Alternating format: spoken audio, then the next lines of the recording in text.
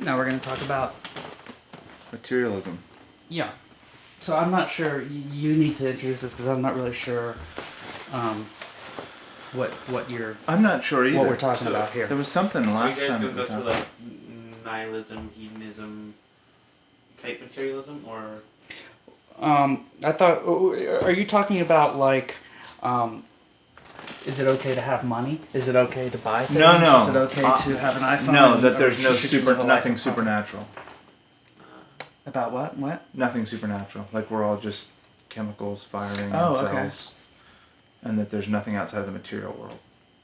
Matter is all that there is. Cool. I can talk about that. That's what I was thinking.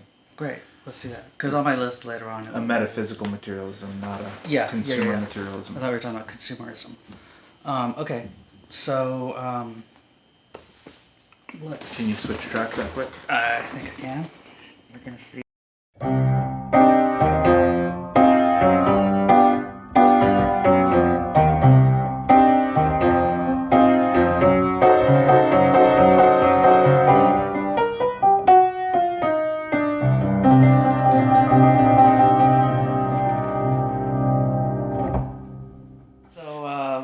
Here we are, episode 2 of Talking in the Chasm. Talking in the Chasm.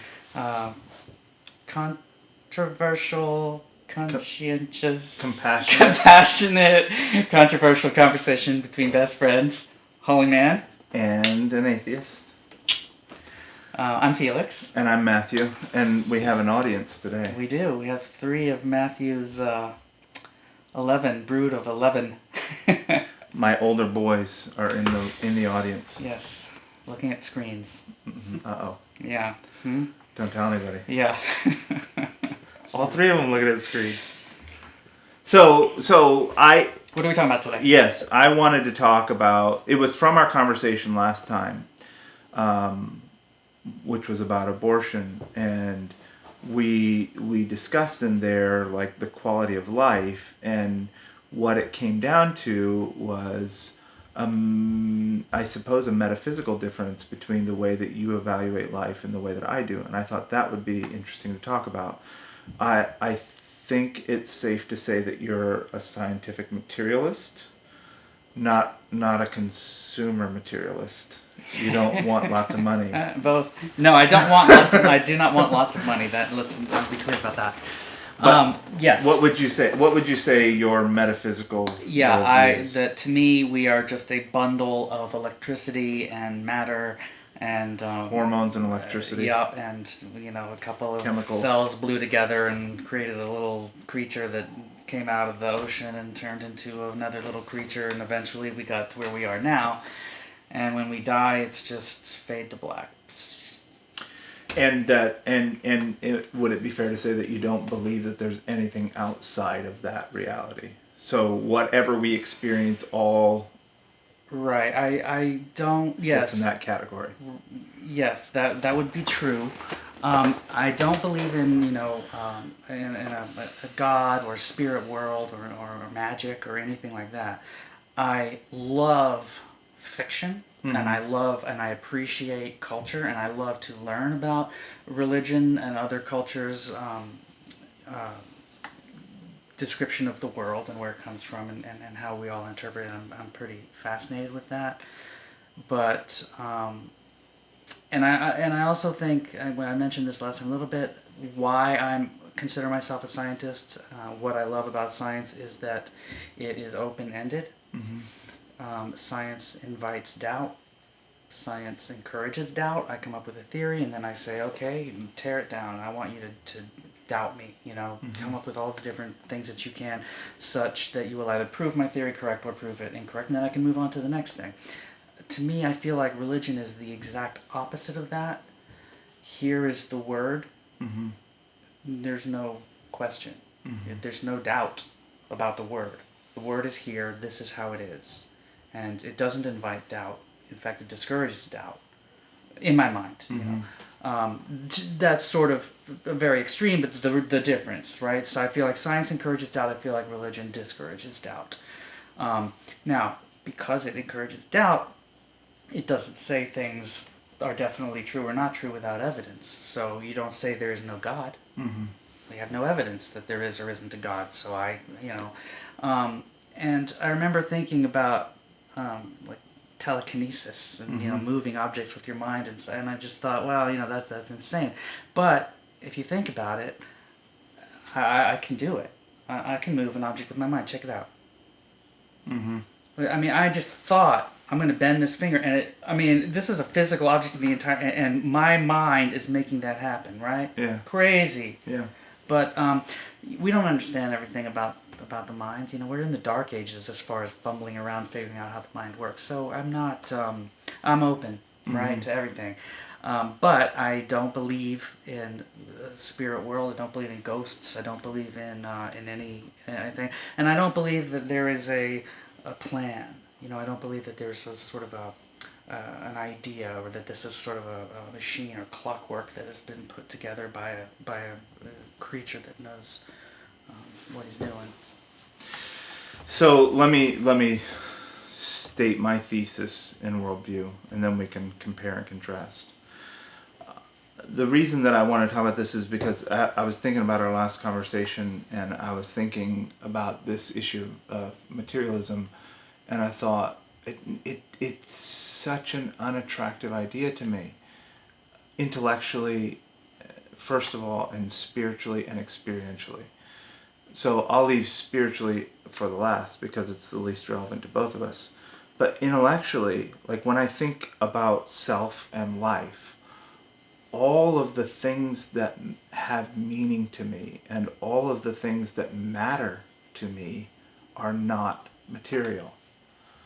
My love, my appreciation of aesthetic and beauty, my enjoyment of music, and it seems way too reductionist to call those things the electricity between my neurons.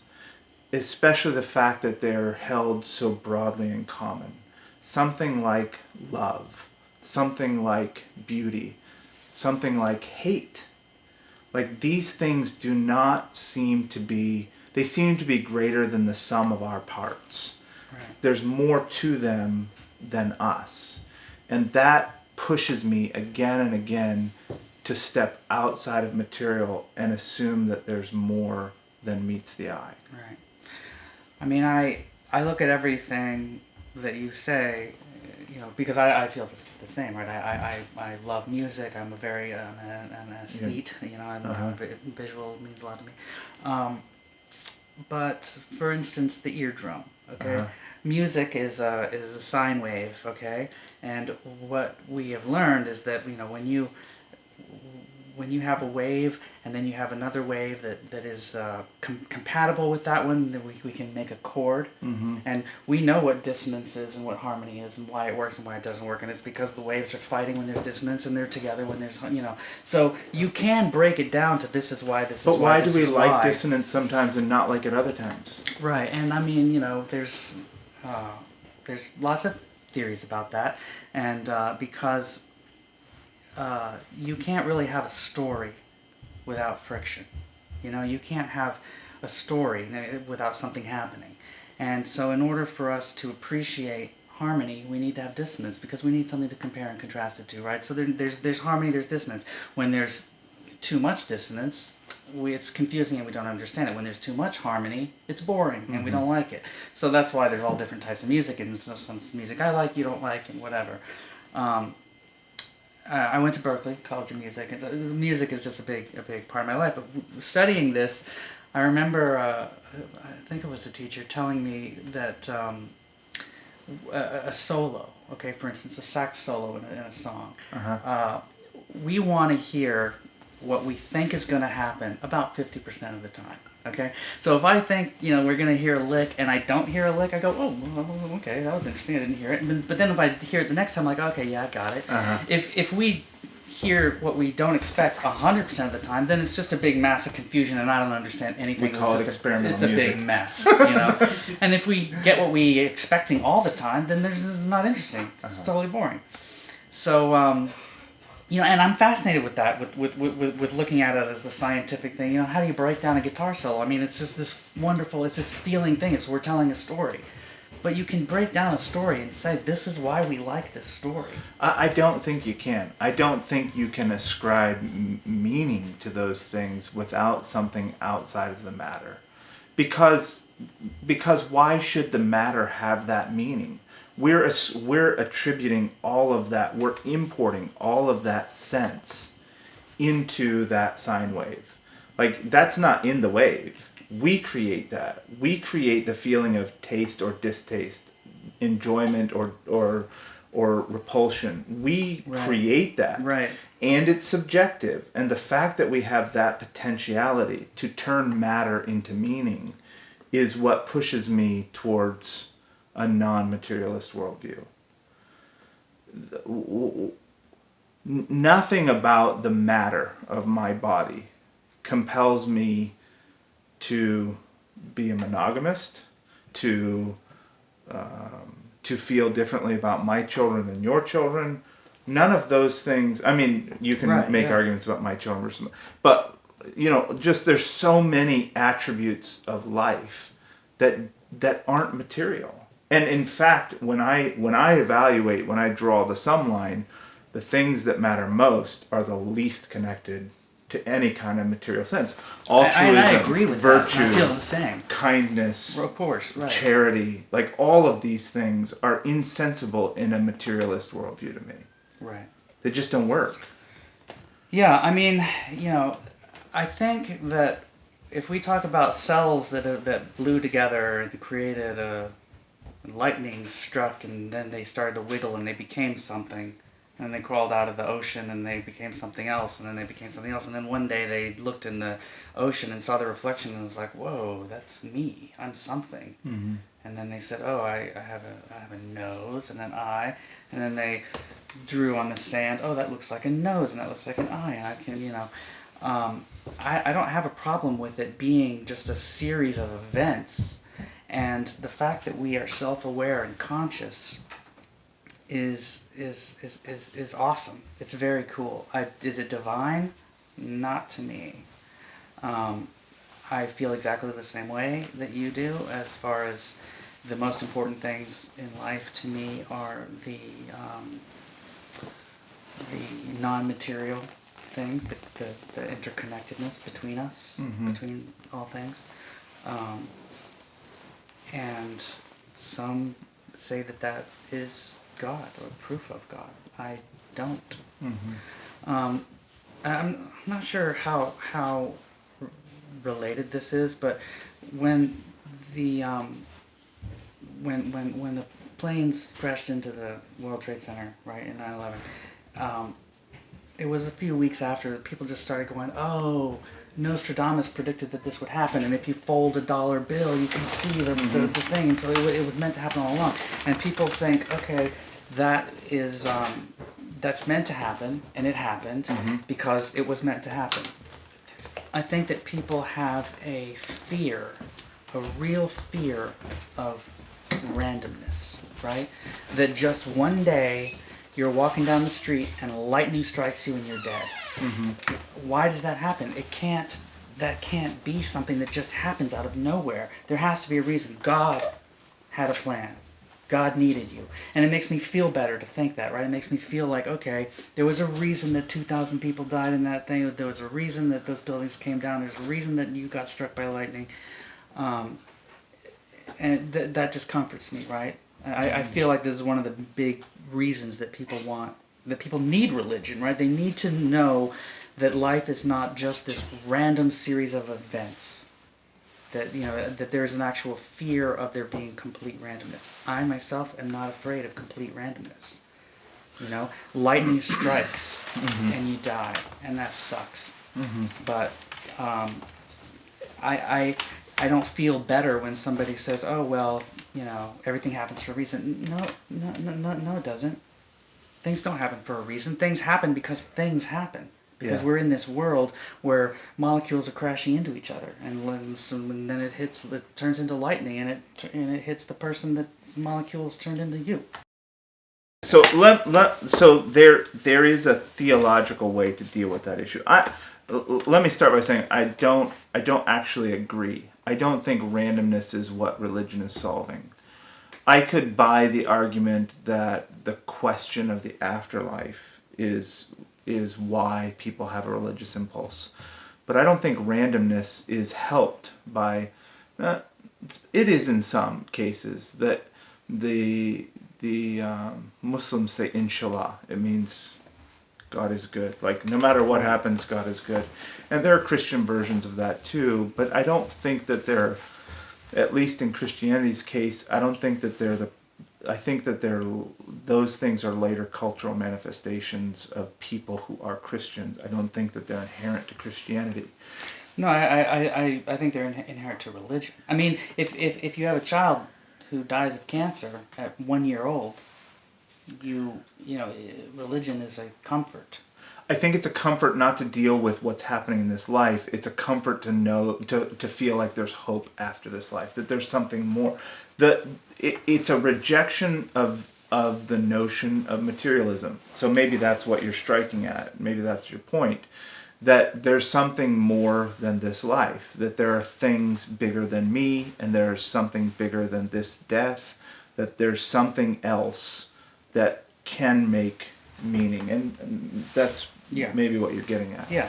But I think why bad things happen is not really the issue at hand. It's that there's something bigger than what I'm experiencing, some way to make order out of chaos. And I think that's true to say of religion, that it's trying to make order out of chaos. Well, that's when I say randomness, that's what I mean. Chaos. Okay. So, you know what I mean? Yeah. I mean, chaos is a perfect word for it. Mm-hmm.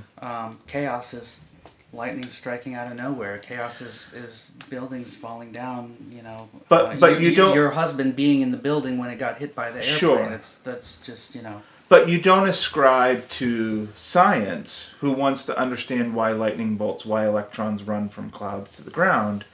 That's making order out of chaos too. It's trying to serve the same function. I think that religion is answering the questions that we ask with a bigger cosmic intentionality. Well, I feel like science is more about the how and religion is about the why. I mean, Okay. Science can explain why electrons hit the ground. Religion is trying to explain why it hits and kills my friend. You know what I mean? Yeah. That's the chaos that I feel like people need religion for. I mean, certainly early people needed religion to explain what the stars are and why the planets move and what's going on with this. They made up stories. A scarab is rolling the sun across the sky. The Earth is on a tortoise shell. Right. There's it's a little bit of a sidetrack, but there's a fascinating idea in Christianity. It's generally considered to be a newer idea. And it's called openness. It's an idea that I'm kind of interested in, especially the last year or two. And what it says is that there is no future.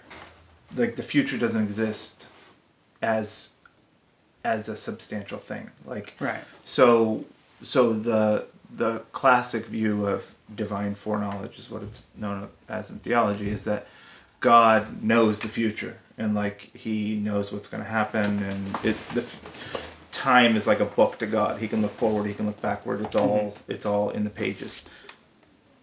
This idea called openness says that that's not the case. That all of reality is, when God created it, he created it predicated on free will. The free will actions of all of the free will agents. So all of us are conspiring together to create the next moment. So if you ask someone who believes in openness, what does God know what the stock market will be in January 2020? The answer is no. He's probably the best at predicting it.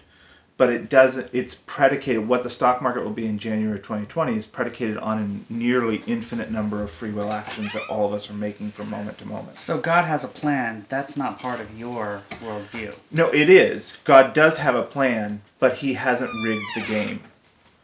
that he's an active participant. He's not the cosmic voyeur. He didn't just make it all happen and watch it play like a movie. So he participates. He's participatory. So then when your child has cancer and you pray, please stop, please take the cancer away from my child, and your child dies anyway. Yeah. Why does that make you angry? I mean, do you just say, well, I just don't understand what the deal is? So let me ask the question in a different way. I'll use myself instead of putting you on the spot. Right now, as we sit here, I have money in my bank account that I'm not using. Right now, as we sit here, I also know that there are children dying in a ghetto in Delhi. Am I a moral monster because I have potential that's not being used? If I can justify the notion that I have money in my bank and children are dying on the other side of the world, there's a way to conceive that power does not equal the necessity to involve. So there are other considerations why I have money in my bank. I need to pay rent. I need to go to work. I need to provide for my children. So put is food on my prayer table. the people who are dying asking you to help them? Is that what prayer is? Because you're the one with the money? Well, Do you know what I potentially. mean? I but then why pray? I mean, why here's pray at all? Here's what prayer is for us. Prayer is a few things. Prayer is relational. I pray to God the same reason that I talk to my family, because I'm involved relationally with them, and because their input is meaningful and my input is meaningful to them. And there's the biggest component of prayer is that communicative utility, where we are expressing our will, we're asking each other, we're getting insight and talking about things. That's how prayer functions at the large end. But before you go on to the next part, I just want to interject. If, when I speak with my family, I ask a question, I get an answer. And then I ask again, a conversation is this two-way thing, and we both learn. When you pray to God, are you opening up a conversation? I mean, in your mind, does God talk back to you, and you guys have this relationship, and He says, and He talks to you? Or is it more like there's a statue in the room, and you speak, and you are just talking to the statue, and it gives you comfort in the same way that people say, oh, you talk to your plants, and No, it's much more communicative than the statue, and I would say that there are other ways to understand communication. We just looked at the painting on my wall. I can't talk to that artist, but he's talking to me. He's telling me something about himself and his views. I view the world and the created order as God's portrait. It's the fingerprint of God. He's showing me things about himself and what is meaningful to him, like the fact that there are beautiful flowers. Like, why appreciating a should there be? painting is being spoken to. Yeah.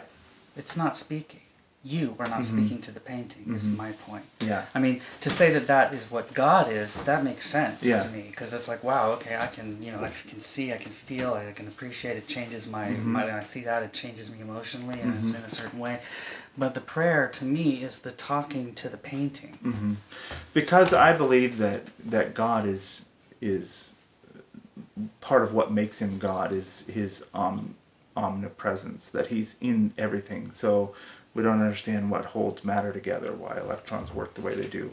I don't know, but I think that those are part of the created order, that God's in everything, that he's the architect. He's the archetype and the architect. He's the reason things are sustained, that they are what they are. And part of that makes him able to communicate with all of us. There are other versions of this kind of thing, even interpersonally among humans. I've been interested in Jung's universal consciousness. I haven't read deeply on it, but I'm just starting to get interested in the idea.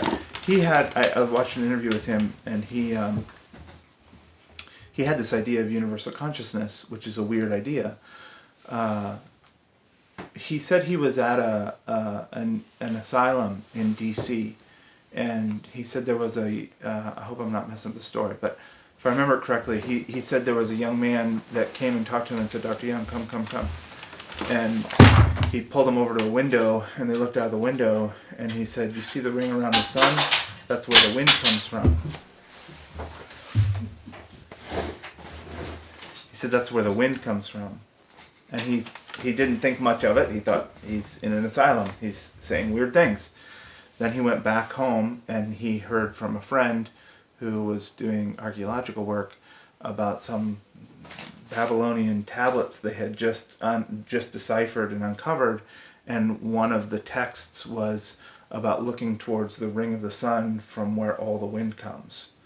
And he's like, how can that be? How come the crazy guy in DC is saying what these Babylonian tablets are saying from millennia ago?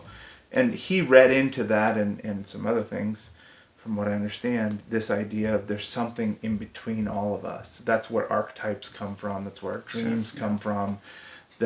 Which is a very non-material idea, that there's something between us all that's more than the sum of our parts.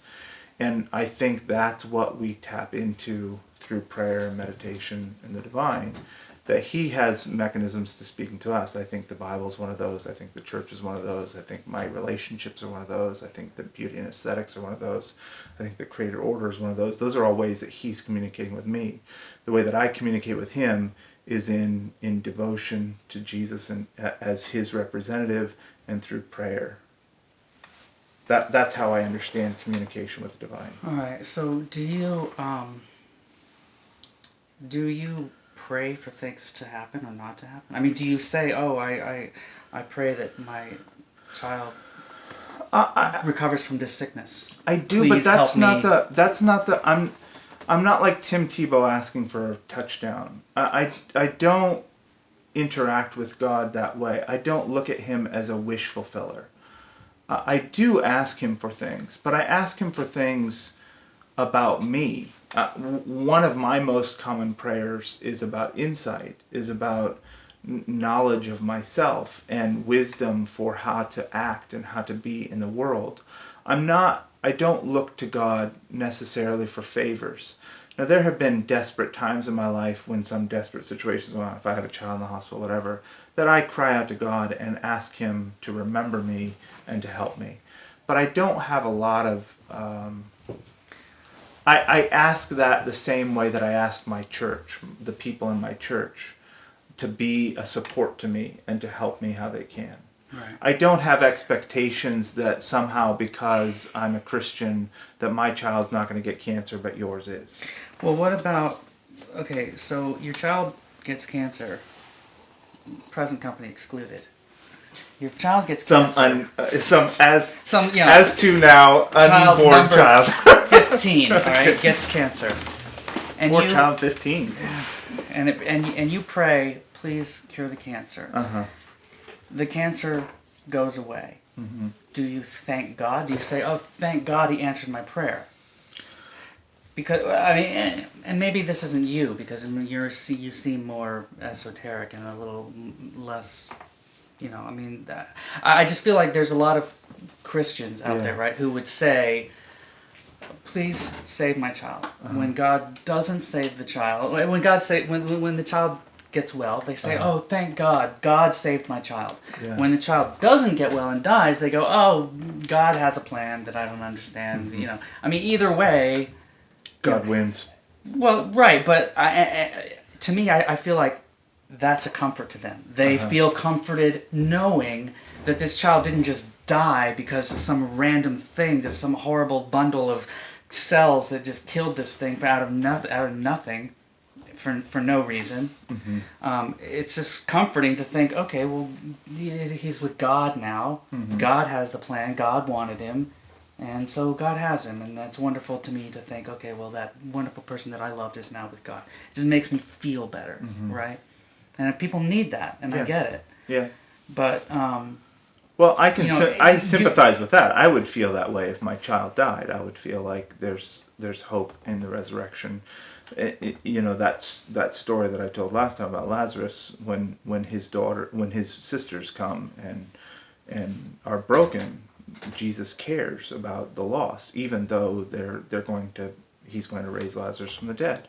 So in that case, this idea of divine sympathy, of Jesus being someone who can understand the things that hurt us and hurting with us, is an important part of who and what he is to Christian people. But I believe in miracles, and I think that I've seen some miracles. I have a son named Lazarus because they told us 3 times that he was dead before he was born. And That's where that comes yeah, from. That's pretty neat. I didn't know that. Right there is his coffin. No way. Yeah. What? He was supposed to be in the ground. And when Eric and I went in for an ultrasound, she was bleeding horribly, and we had been told already twice that we had lost the baby.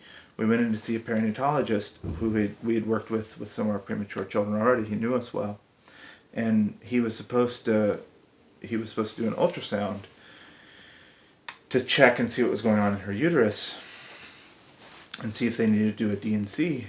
As soon as the machine flipped on, a lot of times they do an ultrasound, it's like, squiggly. As soon as he flipped it on, there was Lazarus, just like clear as a bell. Can we see that? Yeah. That coffin?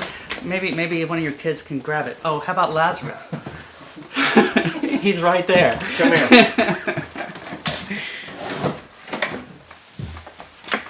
Wow, Come here. That's crazy. Yeah, come hold your coffin there, little boy. What? That's insane. Okay. Let me see what's in here. And then he just disappears and he appears in there. There's stuff from his. Someone's handprint. I don't know whose that would be. I don't know what all is in here, but we had stuff from when he was born. Well, this is the hospital. He was my earliest baby. There's an upside down cross in here. What's up with that? Yeah, this is all stuff from him. Anyhow. All right, that's crazy. Okay. So you prayed. Well, I did, but my point in all that is that I wasn't expecting that miracle. I didn't have expectations that God owed me a miracle. But Lazarus being fine and awesome and working out pretty well so far is a miracle? Yes, I think so. But whether that was just a material reality. Why was a miracle needed? I mean, why didn't he just develop normally and then God wouldn't have had to do a miracle? You know what I mean? It's like because the miracle. world doesn't operate on miracles. Like a miracle is a breaking of the natural order.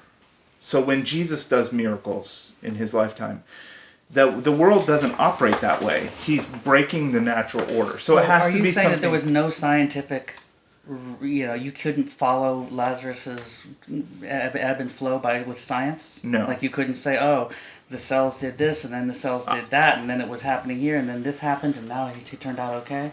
They told us he was dead and he wasn't. Well, sure, but people are fallible. They make But she mistakes was bleeding. She was miscarrying. Oh. And we So were told that there's really no feel way that that was the child could survive the environment of her uterus with that much blood and with everything Wow. going on at that gestational age. He shouldn't be alive. And he is. Right. So I don't see that as divine intervention. I see that as there's a reason, there's an explanation, a scientific explanation for how he, came to live. Maybe there's something none of us know about. Yeah. But here's the thing that's more important to me than the miracle. When I feel glad for his life, to who do I attribute that gratitude? And this is why when the child revives and the child's cures, his cancer is cured, whether that's through chemo or whatever, the child's going to live. My impulse against materialism says that gratitude that I feel, that hope that I feel, that relief that I feel, those are emotions that belong to someone. Gratitude doesn't exist to the stars. It doesn't exist to the cosmos. gratitude, I feel grateful to someone for something. And when my being, gratitude flows out of it, I have to ascribe that to someone. And the someone that I ascribe it to is the Creator. Right. I don't have to ascribe it to somebody. I can. You just feel it. I could just be glad. I'm just glad. Oh, I'm so happy that my children are healthy and happy and everything is great. You know, and it's a wonderful. Yeah. You know, and I feel great about it. It wouldn't make me feel great to feel gratitude and have nowhere to put it. Yeah. Well, I guess that's a difference. Mm-hmm. You know. There was something that you said about the spaces in between, but I lost it. I can't remember. We'll get back to it. So what else should we track down? Maybe that's enough. Sure. Maybe let's just quickly hit on my mother and brother are Christian scientists, Mm-hmm. and their belief is that the spiritual world is the world. And that this physical manifestation stuff is sort of illusory. I mean, we're sort of bumping around in this physical world, but that's not really the truth, Mm-hmm. right? The truth is we are perfect. We are with God, and you know that this is just I'm not fully understanding it because I don't understand it. Mm-hmm. But the idea that we don't, that you know, you don't need to cure sickness because there is no sickness. With God, everything is perfect. We live in a perfect world, and so that to me, that's almost like this materialism sort of taken to an extreme. Yeah. You know, it's like there is no physical business, and you know that it's all spiritual. Well, there's a form of that. I don't know the doctrine of that particular faith well, but it sounds strikingly similar to early Gnosticism. That there was a physical world and a spiritual world, and generally in Gnosticism, the physical world, they also had, generally among Gnostics, two gods. There was the God of the Old Testament, the Creator God, and the God of the New Testament, the Father of Jesus. And generally, the physical world was bad, and the spiritual world was good. So there was the grouchy one. Yeah, and the then angry nice God and the nice God. Yeah. So how do you? What's your thought about where the spiritual and the physical world interconnect, like where they meet? So miracles would be a place, but there are some things, beauty and art and guitar love solos. and the aesthetics and beauty and love and emotion. I think even negative emotion, fear and anger. Those things are something spiritual in general, but they're.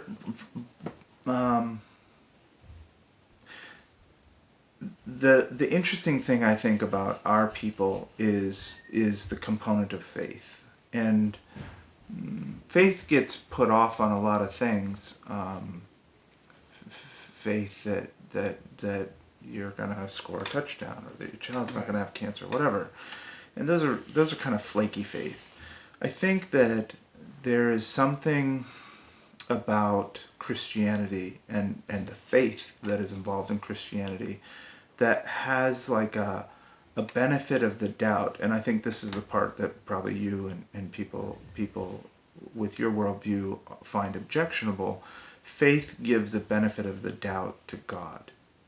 Like, okay, here's a doubt. I don't think that Christianity properly understood discourages doubt or questions. I actually think it propagates questions, and it causes us to search for answers to temporary and eternal questions. But I recognize that it's been abused against innovation and discovery in certain times by certain people. But back to the issue of faith, I think that faith says, so I have these reasons and experiences and ideas that cause me to believe in God. And once I establish that's a worldview that I think is consistent, reasonable, and helpful, then when I come up to problems, when something doesn't fit the model, I give the benefit of the doubt towards God.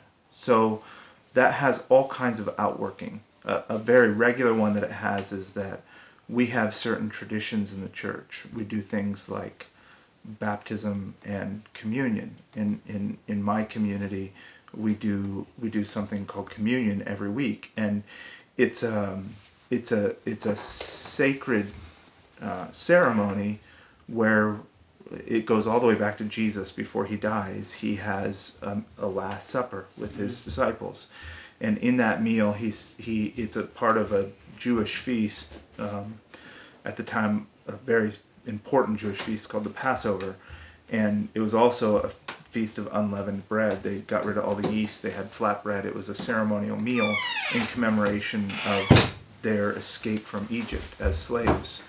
And in that meal with his disciples, he says the point to the Passover was to slaughter a lamb. Its blood was put on the lintel of the door. You know it. Yeah, we're going to talk about that later. Oh, good. So the blood of the lamb is put on the lintels of the door, and the death angel passes over those houses, right, and the firstborn of Egypt dies. And that breaks the back of Egypt. It causes Pharaoh to let the Jews go, and they escape from Egypt. And the commemoration of all that, and that sacrifice of the lamb that preserved the firstborn, is commemorated again and again. And it's this feast that Jesus has as his Last Supper with the disciples. And during that supper, he takes bread and he breaks it, and he says, "This is my body, which is broken. Eat this in remembrance of me." And he passes around a glass of wine, and he says, "This is my blood, which is shed for the remission of sins." And he starts something there that happens in the first century that's still happening in my living room every Sunday. It's been the custom of Christian people ever since he did that. And what we believe in that is that there's two realities, and what we call sacraments. Sacrament is a Latin word for mystery. So baptism is a sacrament, communion is a sacrament, marriage is a sacrament. There's several sacraments, and what we believe about those things is that they're places, they're time and space that are where God takes supernatural reality and physical reality and crams them together. They're like wormholes between the supernatural and the physical. So when we eat bread, it's bread. The Roman Catholics have a little bit different theology about this, but we believe that what goes in your mouth is bread. But there's just as real a sense, although not physical, but there's just as real a sense that it is the body of Christ, that he's nourishing us and sustaining us the same way the bread sustains our bodies. And that when we drink the cup, it's wine, but it's also not physically but spiritually, but also in a real sense, his blood. But if you've given yourself, your life as you have to God, isn't every meal his blood and body? No, you know what I mean? There's some specific reasons why this ceremony functions in the church. Another version would be baptism, where we believe that you go into a river and you're baptized and you get wet. It's water. It's very viscerally physical. But in the same kind of supernatural sense, it absolves sins. It washes them away. It's a new start. And when you go under the water in baptism, you're dying in a sense. It's very symbolic and very supernaturally real. That in a sense you're dying. You're putting away the old life. And when you come up in the power of Christ. So these things are those moments that maybe are closest to what your brother and your mother would say, but it's not. Yeah.